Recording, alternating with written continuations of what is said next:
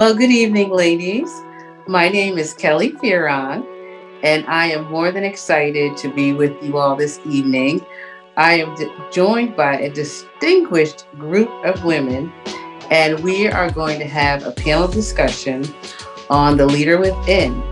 And the reason we're recording this session is so that we can share this executive panel and all the pearls that they are going to instill upon us for those ladies that are not able to attend the 2021 Women's Empowerment Summit with Ignite. And this year's theme is The Surge. So you're going to hear how this executive panel was able to surge through, overcome, go beyond, and reach their dreams. And they are just a wealth of experience, knowledge, and they have so many different diverse experiences. I can't wait to get into the questions. So what I want to first do is introduce our panel. So our first panelist is Minister Kim Young. Kim Young Woods is the Vice President of District Business Development for Pearson. Kim's work portfolio includes over 25 years of sales strategy and leadership, diversity, equity, inclusion, and culture management, and partnership experience. She is the CEO and founder of Life Changer Solutions, LLC, which provides executive, career, and group coaching. Kim has also been recognized and honored by the South Carolina Press Association as the first female African American publisher of a newspaper in the state of South Carolina. All right, Kim. So we are more than happy to have Kim with us. And let me just tell you, I could continue to speak about Kim and her background experience, but we would need more time. She's just amazing, amazing. So we're so glad to have you with us, Kim. Our next panelist is Miss Pam Brown.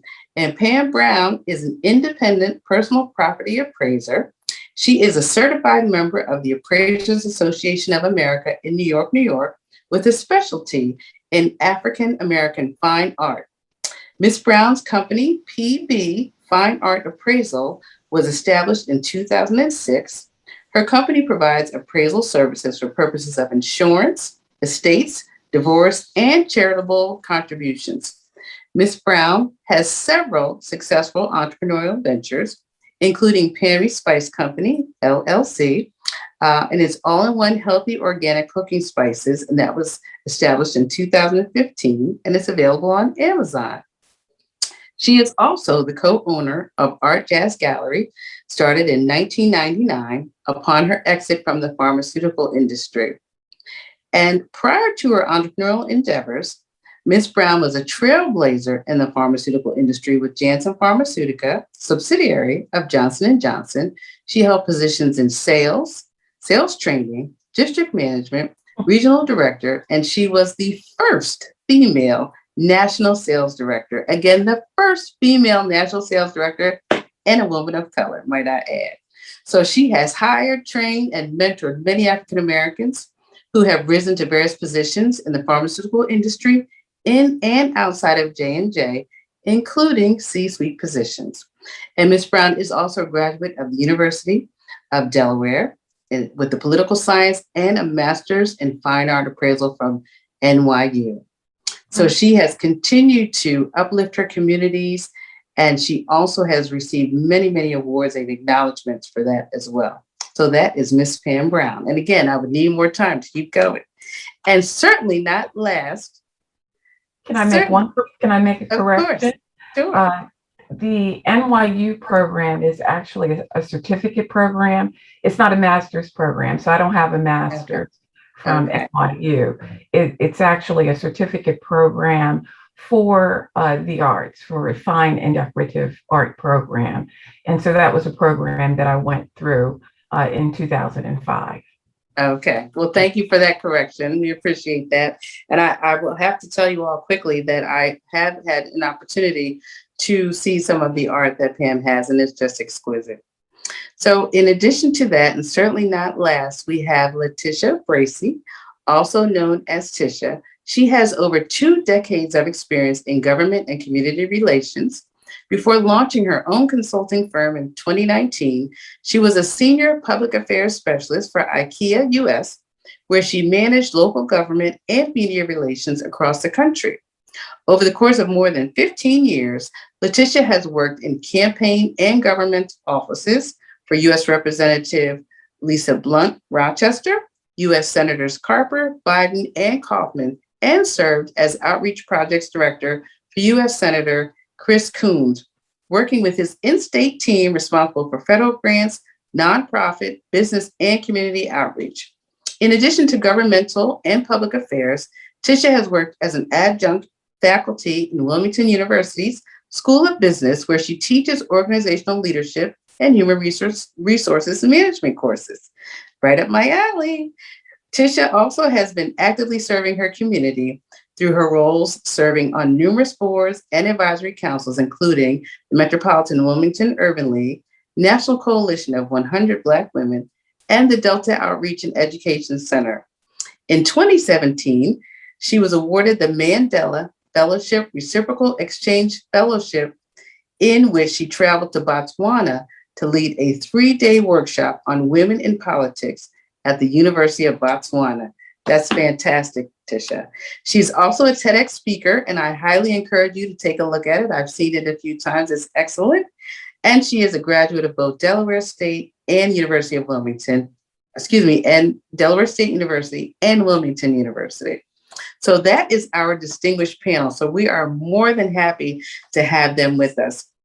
And myself, I've been in the industry for over 25 years, a pharma and biotech industry. And again, I have 10 years of leadership, learning and development. I have over 8 years in management development. And currently I'm working in leadership excellence for Janssen, division of Johnson & Johnson. So I am one of Pam's many proteges, if you will. And we're just so blessed that she's able to be with us. So ladies, let's go ahead and get this dialogue started. So, oftentimes when we hear about the definition of a leader, we hear the words strategic thinker. We hear the words a person that's able to delegate, self-driven, a person that is really good at problem solving. So a question for you all is, how did you identify the leader within yourself? And I want you to kind of maybe take us through, if you can, when perhaps you were an employee, as you rose through the ranks to become an executive, working in different capacities, Tisha, in your space with government, having your own organization, and then on your way to being an entrepreneur. So, Kim, I'm going to ask you to kind of answer that first, and just answer whatever component of it you would like to. Okay, so my definition of a leader, I kind of really approached it from 3 different perspectives, from the employee, the executive, and entrepreneur perspective. For me, leadership is a lifestyle. When you are a leader, leadership is just evident in every aspect of your life. It's evident in your home, it's evident in your church, and it's evident when you visit the grocery store. It's just a part of who you are. So as an employee, the definition of a leader for me is someone who excels on his or her job, and they're willing to take on additional tasks and responsibilities just to show that they have the capacity to do more than what they're currently doing. I believe that, if there's ever an opportunity to do more, to join an organization, work, people should take advantage of that. And as an executive, as myself, my definition of a leader is simply someone who people want to follow. If nobody wants to follow you, you're not the leader that people are aspiring to be. This person possesses the balance of strategic workflow and execution. They have a strong level of emotional intelligence where they successfully navigate in and out of all different types of circles. And it's someone I believe who has great energy. It's someone who people want to be around. You can work within your silo and outside of your silo effectively. People just get really energized by being in your presence. And when you leave them, you make them feel like they can conquer the world. That's a leader from the executive perspective. And finally, from an entrepreneur perspective, for me, It's that boss lady. It's the individual who has great passion, who has drive, and who has the gumption to run a successful business. And the good thing about an entrepreneur boss lady is that she doesn't have to know everything. So if she doesn't know everything, she knows how to ask for help, and she has the right support system in place to help her be successful now and later. That's excellent, Kim. Thank you so much. You referenced so many different pearls there, and I like how you started it out. It's a lifestyle. It is truly a lifestyle. Home, church, or even grocery store, and obviously at work. You mentioned a few things, from an executive standpoint, strategic workflow, people wanting to follow you, high emotional intelligence, being able to navigate. And then from an entrepreneurial perspective, having great passion and drive and gumption, and then also knowing how to ask for help. And that makes me really want to lean right over into Pam because she has experienced all of that. So Pam, can you maybe elaborate on some of what Kim has shared from your perspective and how you identify the leader within yourself and kind of what your overall perspective is of a leader?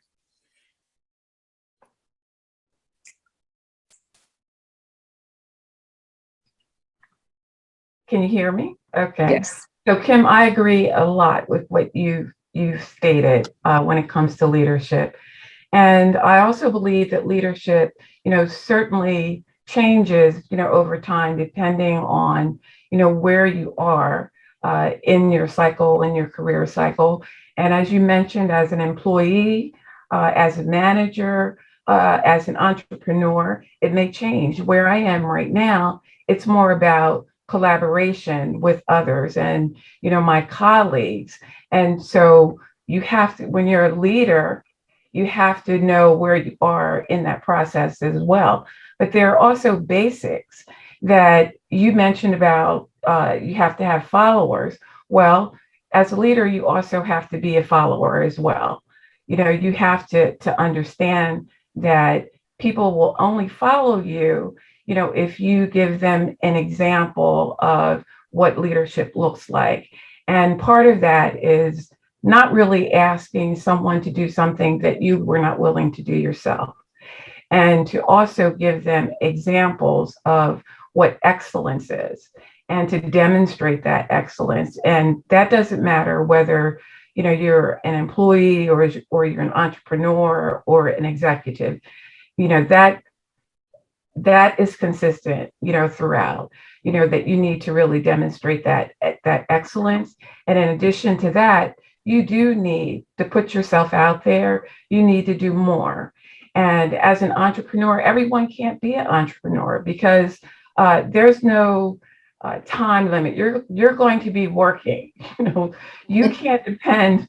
I mean, you're the one who's going to work to get paid. And also, you have to be able to be someone who knows that they are helping other people no matter where you are. Leadership is really about helping others. So yes, you need to know that you're leading, but in that leading, you're caring about other people. And the other point that I would really like to make is that as a leader and in corporate, one of the things that I really found out, when people know that you truly care about them, they will follow you where they will do whatever you ask them to do. And that's a key, getting to know, what people's goals are, what their interests are. And a lot of times, if you're managing people, they'll say, I want to make a lot of money. But the truth is, there's very few people who their focus really is money. A lot of times it's other things. It's, recognition. And so the only way that you can find that out is to be a really good listener. And being a leader, you have to be a good listener. And in doing so, you won't have to worry about people following you because they know that you care about them. They know that you want to help them to reach their goals, whatever they are. Very good, Pam. Thank you so much for elaborating on that. And you also, too, you referenced, working in excellence and putting yourself out there from an entrepreneurial standpoint, but from a leader standpoint, you talked about caring about the individuals that, may be following you. So that goes back to the emotional intelligence and really being also a very good listener so that you can they can be very clear that you are in tune with them and what their needs are and what drives them and what motivates them. So we appreciate you elaborating on that as well. And then Tisha, let's hear from you, from your perspective, in terms of, what it means to be a leader within and kind of how you've identified that for yourself and your overall perspective. So I totally agree with everything that has already been said. So I don't want to repeat what's been said, but I will add this. It's not a title. Leadership is not about your title. It's not about the position that you hold. It's really about how you are able to have a vision, articulate that vision, and like everyone said, people follow the vision. And that could be someone working in a meat packing plant. It could be someone that's running a business. It's really about who is the go-to person, who holds the ear of the other people. And that's how you start to identify the difference between just simply management and leadership. I remember when I was I got my first really big promotion working in the Senate, and I was now managing the team that I was a part of. And I learned quickly that because I had the title of director didn't mean anything. Because I went into the first few meetings and everyone challenged everything that I said. And one, it was, why did she get the position? Why didn't we get the position? Does she really deserve this position? And you have to go through all of those things. And it wasn't until I was able to kind of take a step back and say, okay, clearly I'm going about this the wrong way. Talk to a mentor. And she said, well, have you talked to them one-on-one? Have you heard them? And I was like, no, I'm the boss now. They need to listen to me. And she was like, no, you need to listen to them. And as soon as I started to do that and learn how to be more in tune with what my team was doing, we took off. Successful team, didn't have any more problems. If someone needed to work over on a weekend, extra time for a project, whatever it was, there was because I started to learn leadership, not just managing, not just managing, being a taskmaster. That's when you really start to grow into leadership. That's excellent.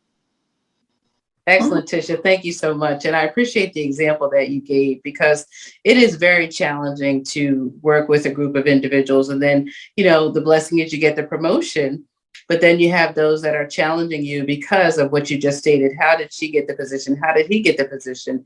We were working alongside one another. What did she do differently?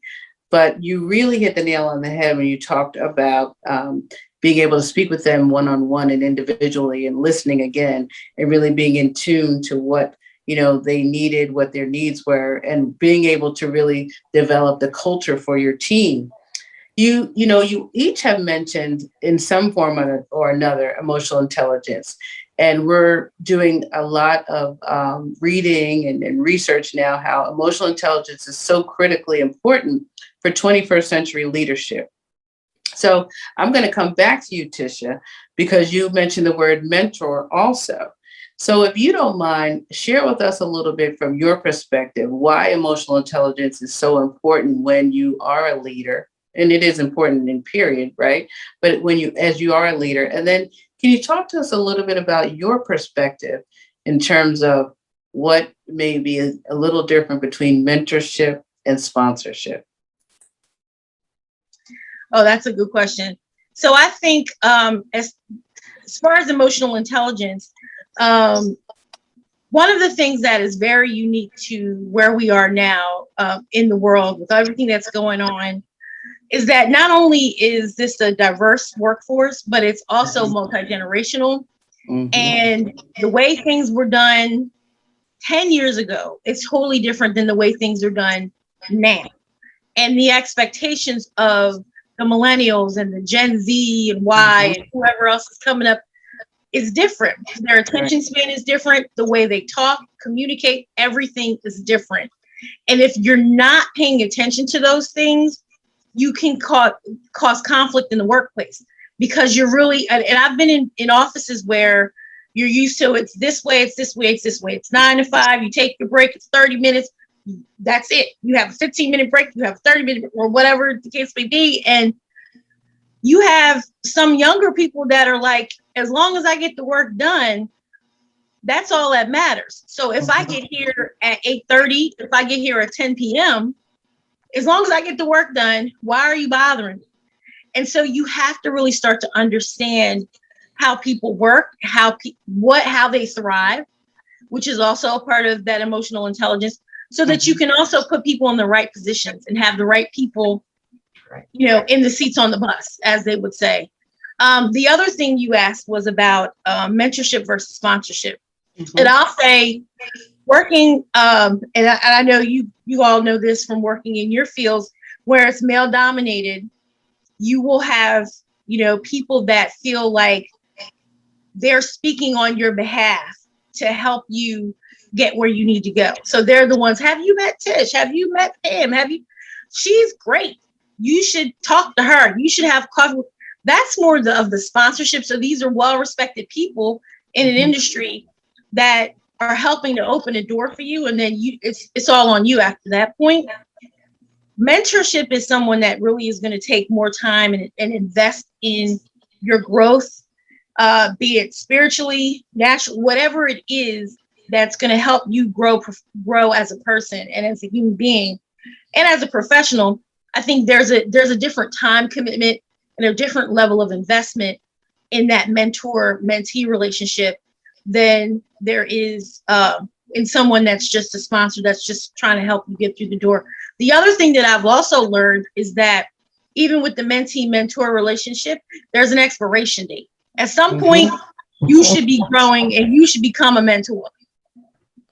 And you and that mentee, that your mentor should level out, or you should be soaring above them. So that was a hard lesson for me to learn. When my mentor finally was like, "You don't need me anymore," I was like, "But I want to talk to you." She's no. You are right. Exactly. Go fly. That's right. Excellent, Tisha. Really, really good feedback. And I appreciate all that you shared. You make me think of a couple of quotes. Maya Angelou is one of our favorites, right? So she says, when you learn, teach, and when you get, give. And with regards to mentees and mentors, it is so true. We know from a statistical standpoint in corporate America that 82% of women will seek out a mentor. 84% of men will seek out a mentor. When it comes to sponsorship, that's a little bit different, because more often than not, if you have a sponsor, if you're able to get a sponsor, you want someone that's in the executive, such as yourselves, C-suite, that's a decision maker, that really sees you as a protege, where they can guide and direct you and help you and navigate you and help you get opportunities and give you stretch assignments. And as you said, speak up for you and speak up on your behalf and open doors for you. But that mentor is someone that really gives you advice and becomes a friend. And that's why you don't want to let them go. But at some point, you do have to kind of let them go from that traditional mentee-mentor relationship. But it's your responsibility to pass it on, to reach back. So I really appreciate how you shared all of that with us. And then from the generational leadership of management, if you will, from Gen Zs all the way up to baby boomers and everybody in between, we are in a different place and we've got to be able to flex to that. So really good feedback. Just thanks for sharing that. So then, Pam, I'm going to ask you, if you don't mind, maybe sharing with us, who were some of your mentors and sponsors along the way when you were in corporate America and also as an entrepreneur? Well, I'll start with corporate because I believe that, as Tish had mentioned about sponsors, and then you have mentors, that usually you have both. And I had both when I was at corporate.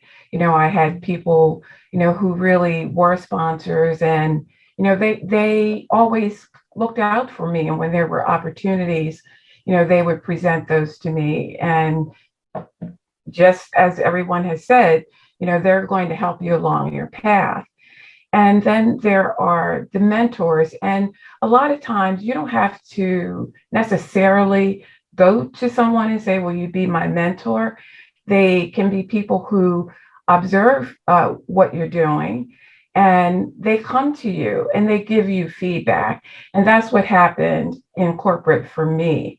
And I had one person who said, if I made a presentation, in front of the group, or, at the national meetings, this person would say, okay, these are things that you did great, and here you can improve upon this and this. Or, if I was giving a presentation to the marketing group, she would always just give some feedback and tell me what I could do better, but also make sure that she had gave me reinforcement. And I think that one of the things too is that, as a leader, and when you're in those leadership positions, you also have to be aware of who's sponsoring you. You also have to be aware of your mentors. And one thing and this is a story, from corporate, and it was something that it really struck me because I was so very much appreciative of my mentor, because sometimes you can't share everything that you think that you can share, with your mentor. And there was, a couple incidents, and I wanted to share it with my mentor. And before I even got into the conversation of what occurred, because I thought that she could help me navigate through it, she said to me, listen, I just want you to know up front, I'm an agent for the company. And I had to take a step back, and I understood. And that was a mentor, and that was a friend. And she was looking out for me. And you always need to have people who are going to be honest with you, as mentors and as your sponsor, and to be able to discern the difference. Very good. Thank you for sharing that, Pam. A good overview again of the mentorship and sponsorship. And we know, as you stated, both are critically important because that really does help with upward mobility in an organization. And you have to really also focus on continuing to expand that network, because the sponsors will be the ones that are moving rather quickly. And if you only have one, then you're stuck, right? So you really need to focus on that. So Kim, I'm going to come over to you and ask you a couple of things. If you want to share maybe, a couple of mentors or sponsors, but then also share with us, Kim, how did you identify what additional skills and or education you needed to continue to move as you have through your career? Okay, so I want to start with the mentorship first. So I'm a strong believer of you can be what you see. So when I graduated from college, 2 weeks later, I started working at the local newspaper. And I was the first African-American sales representative of that local newspaper in 1990. So this tells you how far behind that local newspaper was. Everybody who was there were 20 years older than I was. And everybody who was there was, of course, Caucasian persuasion. So it was just me. But I took advantage of an opportunity and just really learned everything that I could so that I could quickly rise in my position. At first, I complained about it. I'll be perfectly honest with you. I was a spoiled brat. And I was like, look, I'm here with a college degree. A lot of the people around me didn't have a college degree. So I had that root level of pride that you should never have. Always give respect to the people who are there before you. But a good mentor at the time, she was a sales rep. I was a sales assistant. And she was Caucasian. And she looked across the desk and she said to me, because even though I was complaining, I was still doing an excellent job. So she looked across the desk for me and she said, instead of you complaining about this job, you should learn everything you possibly can so that when the next position comes available, you're the perfect person for that job. And that's exactly what happened. That mentor who told me that advice went on to be a publisher of 2 weekly newspapers. And I became the first African American outside sales representative. Excellent. But back to you can see you can be what you can see. A year and a half later, we got a new publisher at the newspaper, and he was an African American man. His name is George Qualls III. He became my mentor, and he's still my mentor to this. I had never seen anybody that looked like me in the top paper position in the company. And he saw something in me that he wanted to develop. And, and I just kind of decided that I was going to go on this journey of self-development and growth. So you talked, Kelly, about what did I do in terms of leadership, skills and capabilities. I quickly knew that I wanted to do more than be a sales representative, although that was great. That was my first level into management. So I decided that I would go back and get my master's degree in education, counseling, development while working full time. And I remember going to my direct boss and saying, I'm getting my master's degree. Do you think that I should do it? And he bluntly told me that my master's degree in the newspaper industry would not do me any good. So I did.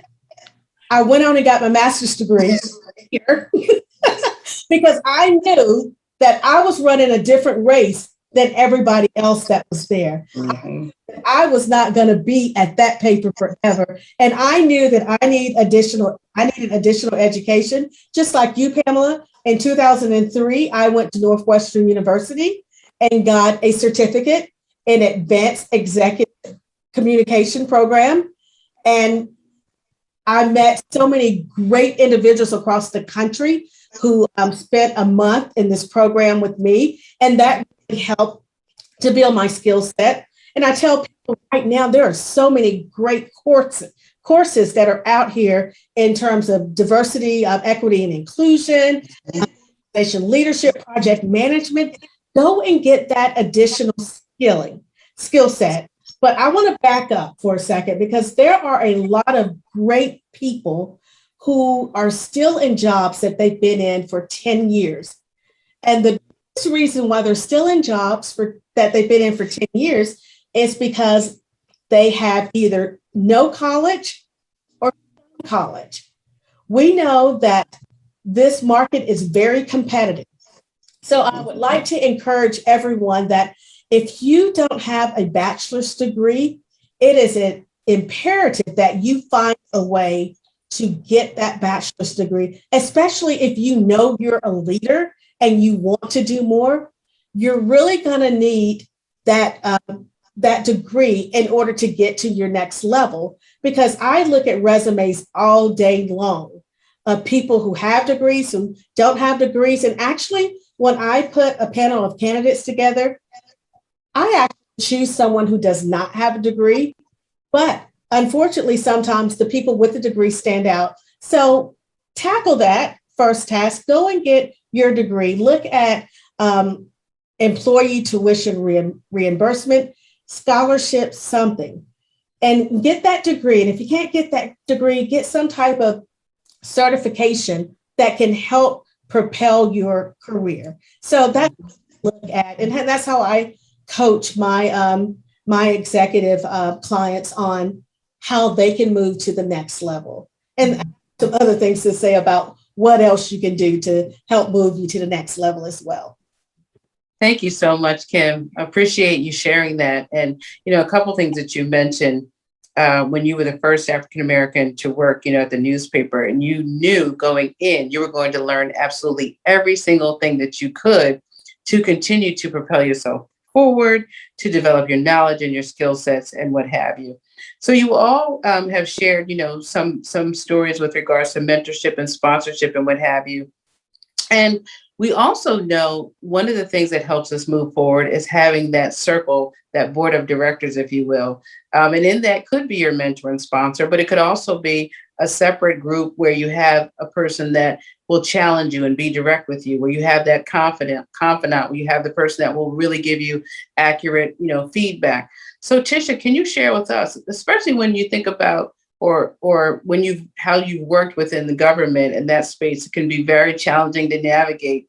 Who have been your board of directors to help you be able to move through that space? And then how did you decide that you were going to become an entrepreneur? So I have, I want to say, two sets of kind of board of directors. So my friends, my friends that I grew up in church with, like my core, my people that, if I text you, pray, that's all I got to text. Mm-hmm. Because you have to have that, especially when you're dealing with, some of the challenges that come with working in, the corporate world or working in politics and government. Mm-hmm. You have to have that person that I don't even have to call you. I'm just going to text you. And then what I found, similar to what Kim was talking about, when I first got into working in government and in politics, there weren't many women and there weren't many African-American women. And if there were, they were junior level.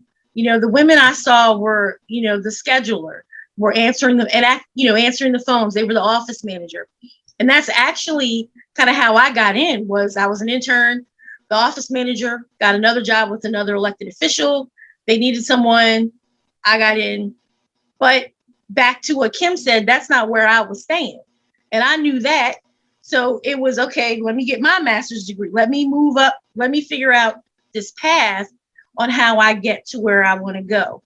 And that took a lot of me going outside my comfort zone and asking, when I found a woman that was in leadership, let me ask her, can I call you sometimes, if I have a question, so you might not be the first level of defense, but I had, people that I could call whenever I had questions. You got to this level. How did you do it? What, am I doing something wrong?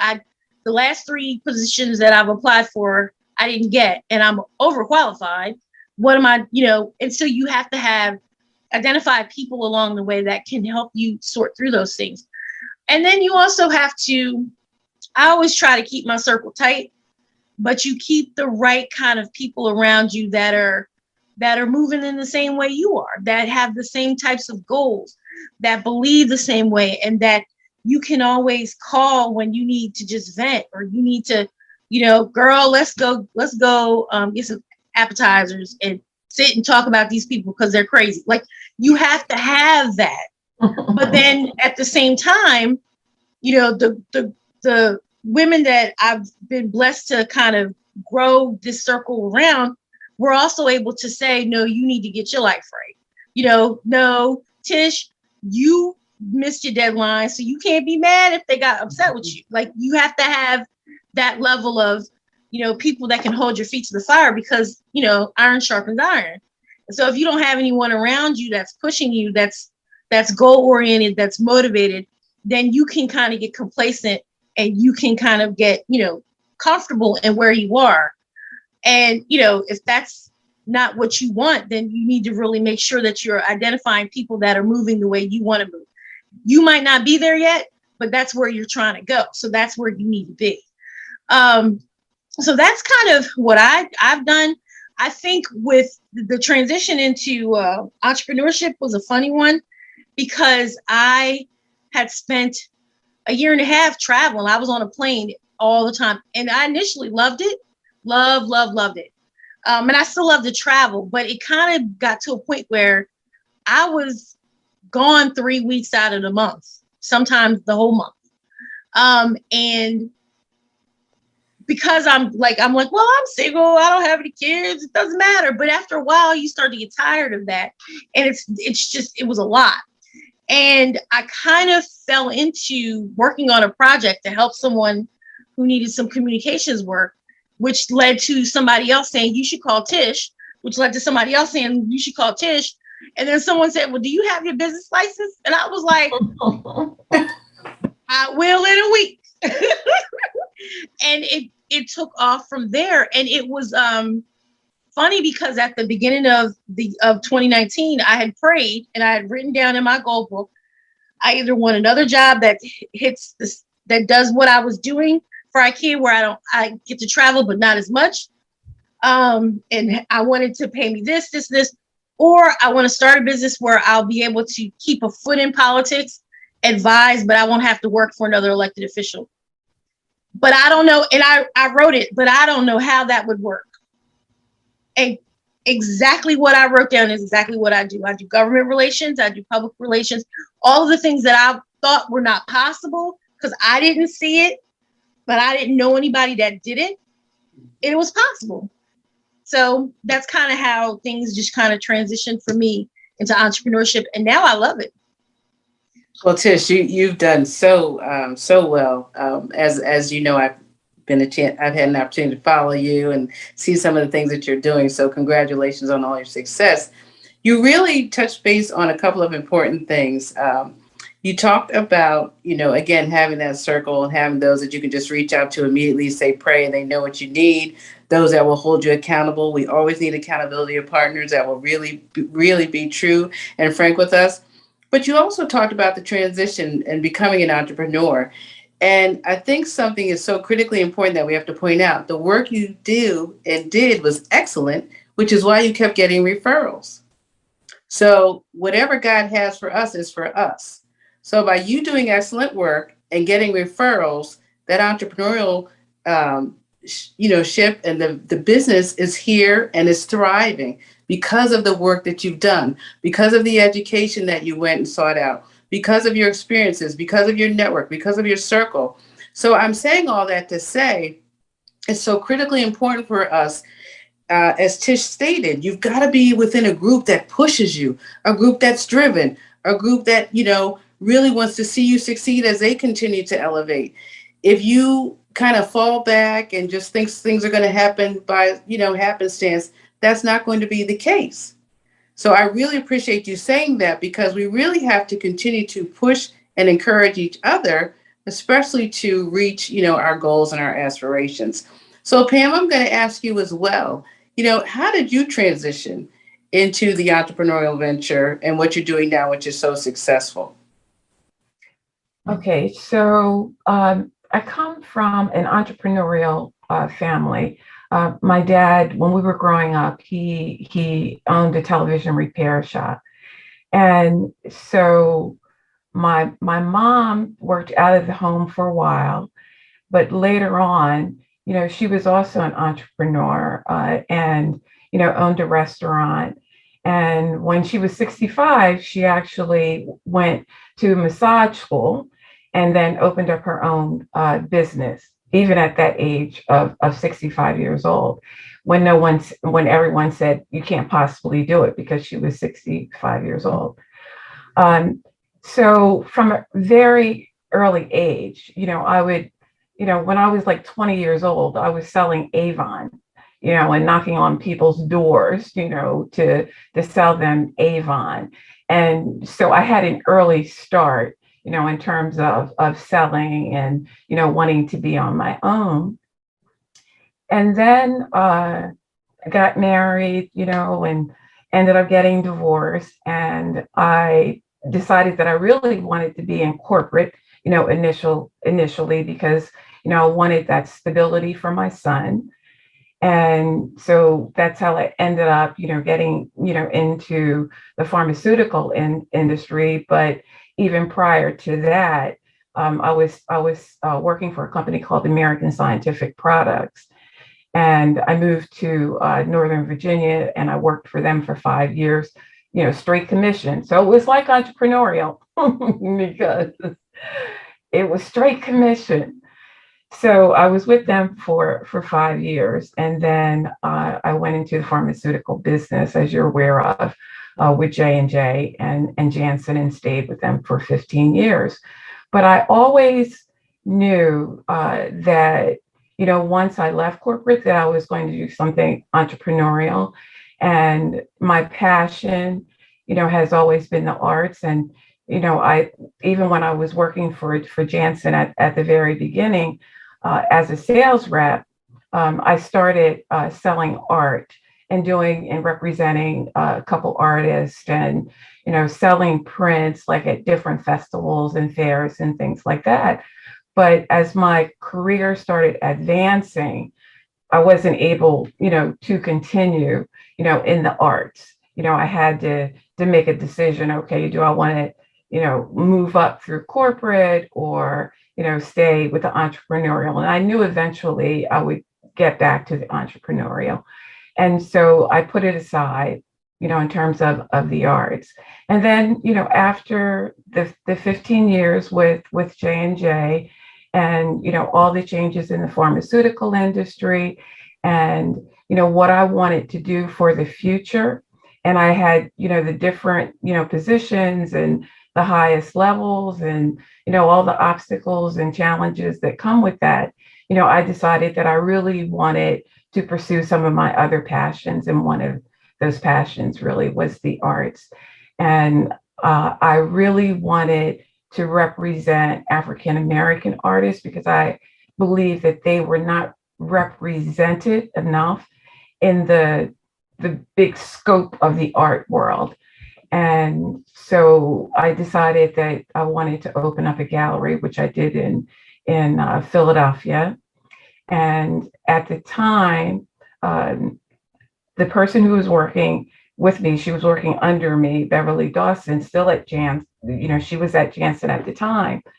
She was always interested in the art. So after I had the gallery for a couple of years, I asked her if she would be interested, in coming in to be a partner in that endeavor. And she said yes. So the gallery, it was a physical gallery in Philadelphia, in Old City Art Jazz Gallery for about 15 years. And actually it still is in existence. It's just that it's online.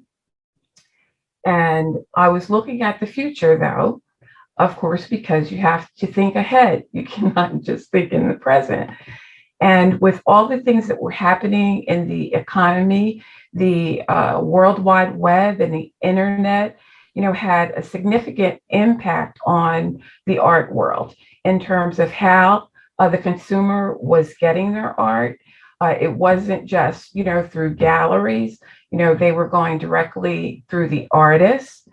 So everything was changing.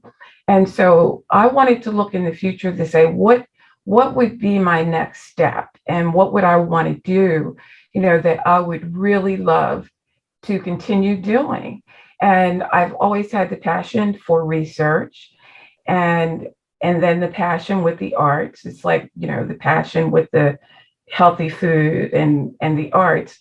And I started looking at opportunities for where would my next step be. And a lot of times, like Tish had mentioned, that you end up looking at things and you don't even know that there are opportunities, there for you because you weren't necessarily exposed to it. So I wasn't necessarily exposed to being an appraiser, a fine art appraiser.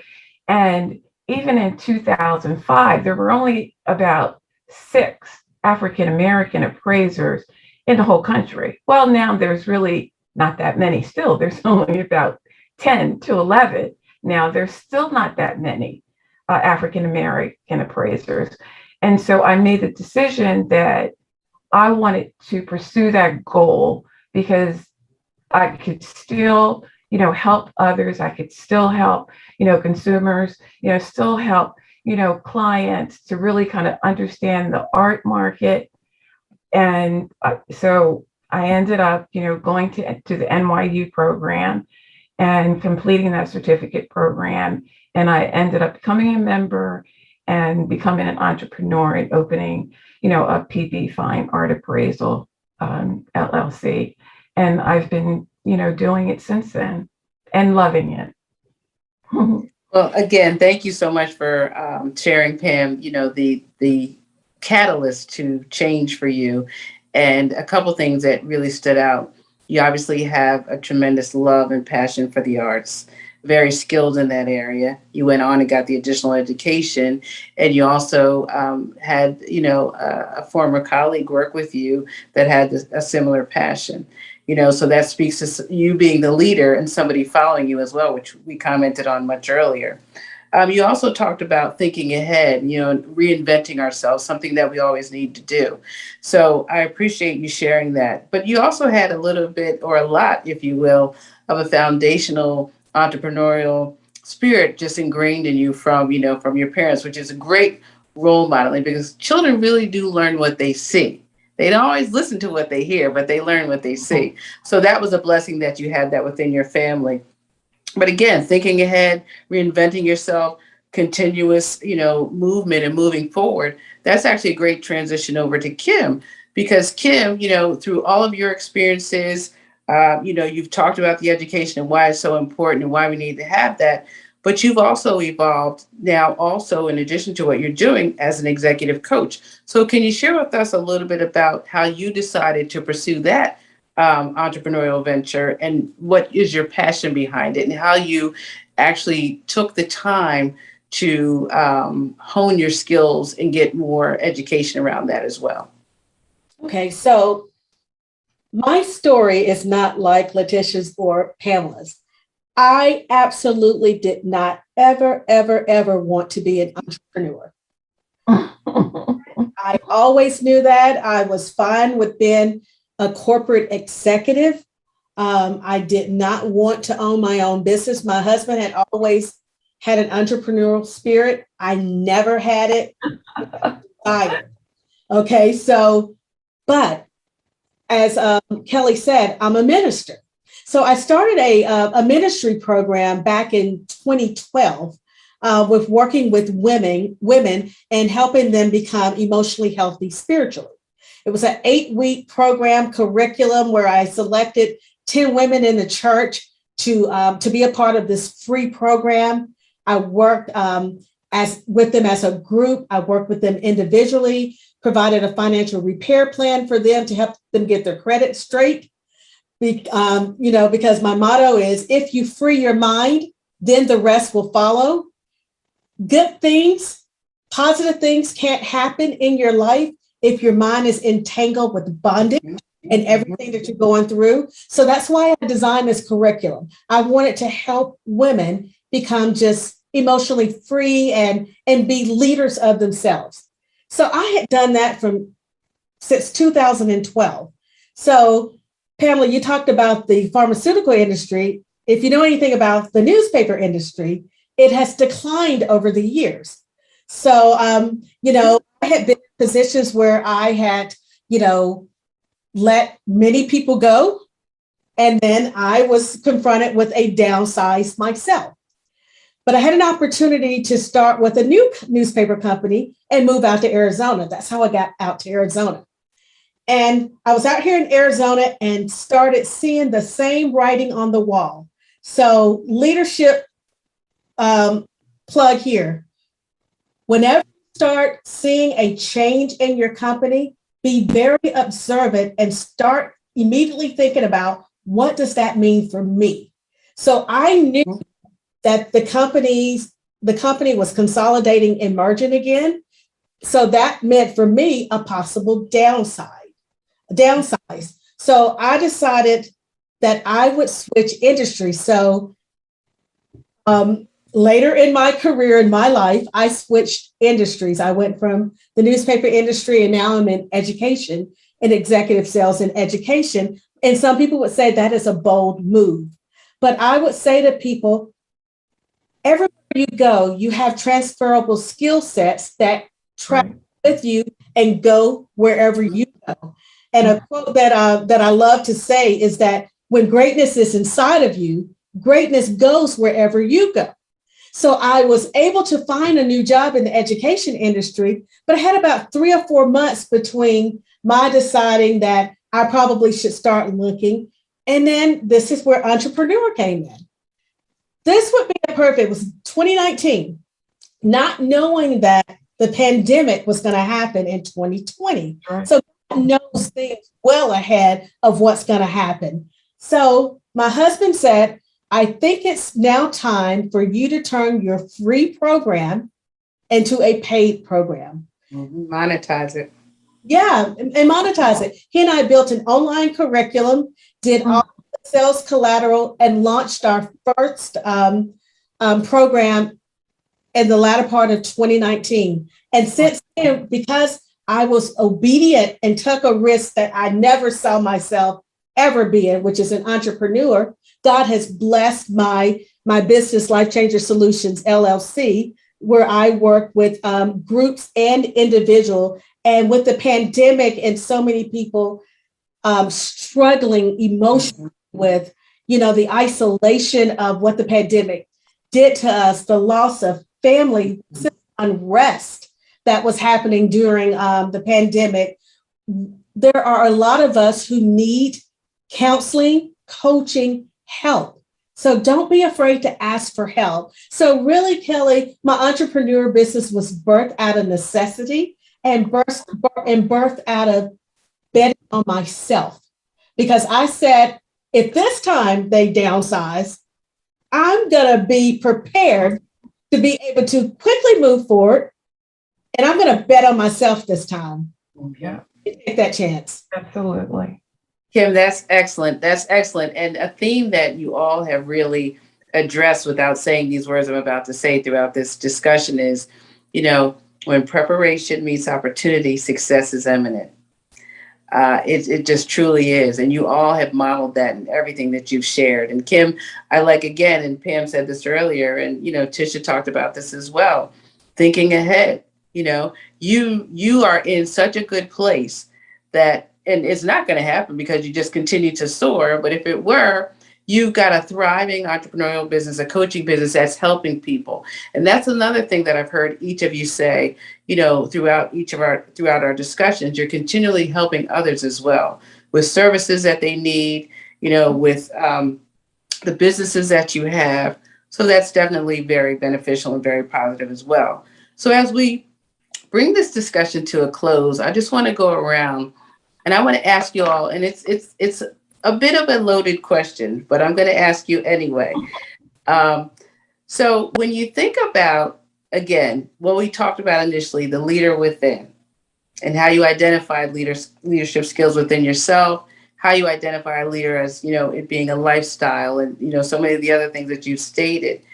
Can you give some advice to multi-generational, people, somebody that may be a baby boomer or somebody that is a Gen Z that is working, but has an entrepreneurial spirit, has an entrepreneurial dream? What would be some advice that you would recommend to help them take that leap and step out on faith, but obviously with action behind it to move toward that goal? So who would like to take that question and go first? Okay. All right. Yeah. I'll go first. Okay, so I'm gonna start with 4 P's. Okay, and actually everybody has really touched on this. You definitely have to have a plan, and you really have to take time, alone with yourself to really determine what you want, and then plan for that. And a part of that planning, which I think is extremely important, is to make sure that you write that down, write your plan down and write your goals down, so that you can work toward those goals. The second P is that you really have to be persistent in your work, persistent in following through, because a lot of times everybody has ideas and everybody has great ideas, but the issue becomes who's going to follow through on the idea. And so that's very important. You need to be persistent, with your plan. You have to have perseverance, because when you have the plan and you want to be an entrepreneur, you're going to run into all kinds of obstacles and challenges. And you have to be able to persevere through it and you also have to be able to address them, as you go along. You have to be innovative. You have to be able to improvise. You have to go back, really to what Kim was saying. You have to educate yourself and, take continuing education to be able to overcome those obstacles.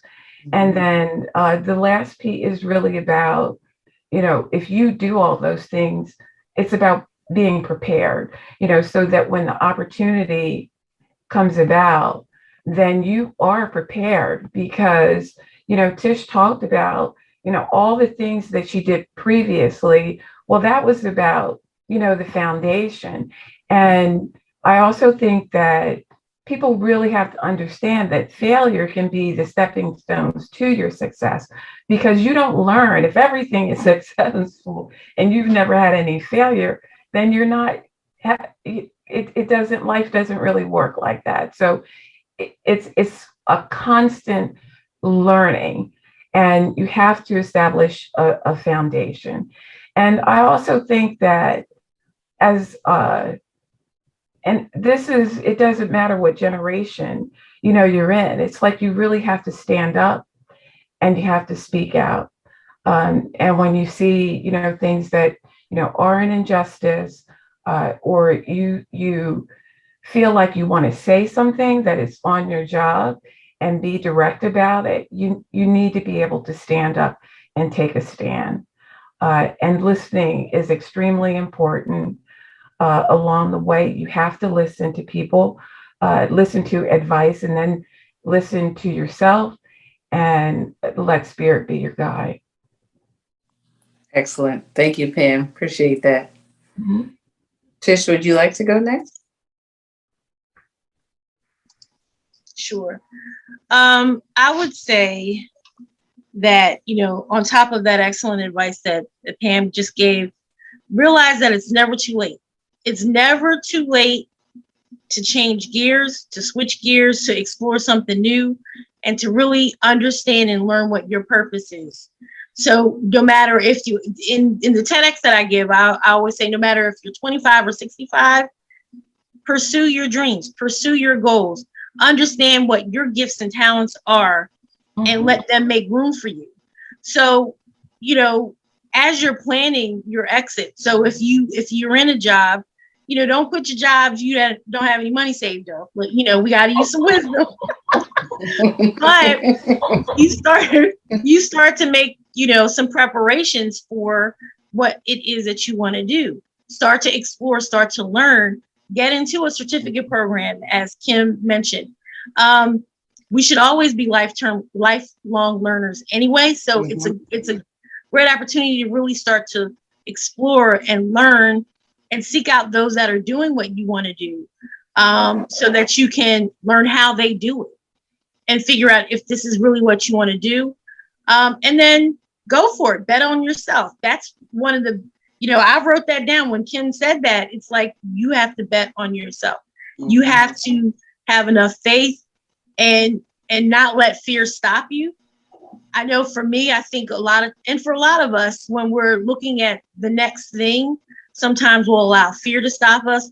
The fear of the unknown, what's comfortable.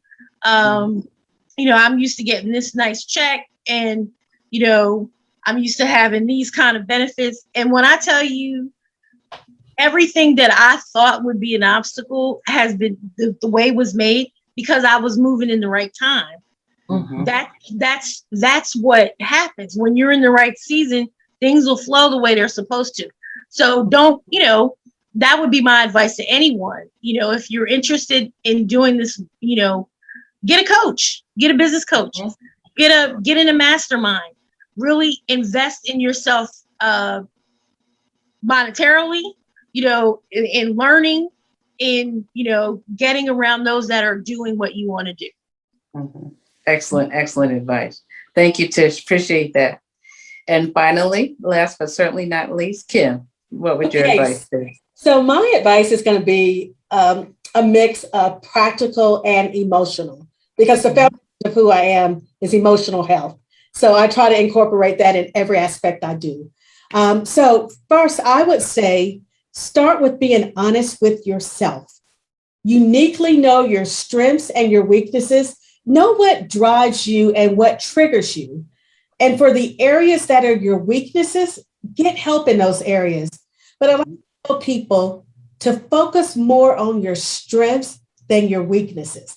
I know that people say get those weaknesses under control, but maximize what you're good at doing. Don't spend a ton of time putting a bunch of energy in your weaknesses, but really, put your energy in what you're great at doing. And if you're great at doing that, you will be even greater if you put more energy into that.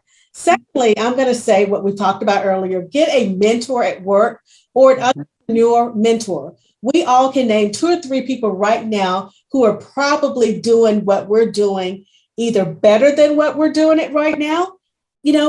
Get someone that can help you navigate through your journey of work on the job or your entrepreneur lifestyle, and intently seek out someone who has proven success in doing what you ultimately aspire to do. And thirdly, for people who are on the job, it is critical that you get involved at work and you promote your brand, your personal brand. And I know that since COVID, a lot of us have been working at home and we don't have those opportunities to get to talk to people face to face.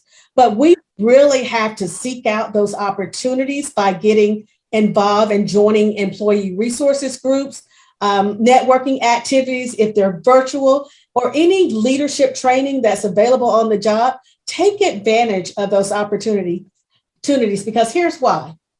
People hire and promote people they know. Make sure that you are one of the names that stick out in the company. That goes to leadership that we talked about. Someone should be speaking on your behalf when you're not in the room. Have you talked to Kim about this? I think she would be a great person for you to bounce some ideas off of. And lastly, I'm going to say to everybody, breathe. Breathe. It feels like since COVID, for me, I can speak personally for me, I've been on this treadmill of a lot of things. It feels like some of us are busier than ever. And when you're working virtually, there are more meetings than ever when you were in place. But breathe and know that this is not a marathon, and it's a marathon and not a sprint. And give yourself grace and love every single day. Excellent, excellent, excellent. Well, fantastic, ladies. Thank you so much, Kim, for those pearls. Tisha, Pam, we heard about the various P's, the planning, and also, really being persistent and prepared. And Tisha talked about, really getting that group together and, again, thinking ahead and getting the education, and Kim talked about betting on yourself and, being emotionally prepared and having that network. And we have to also remember our brand is what people say about us when we're not in the room, right? So we've got to cultivate that brand. We've got to really sell our brand, and we've got to have our board of directors. We've got to have our internal network.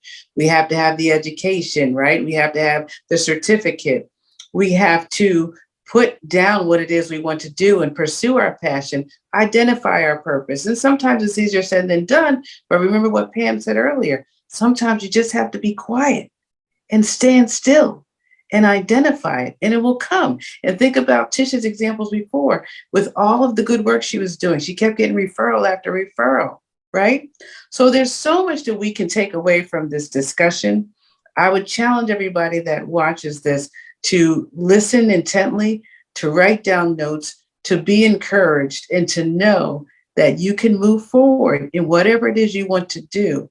You do need to step out on faith, of course, but you also have to have that circle surrounding you that is with you, that will elevate you, that will push you and hold you accountable.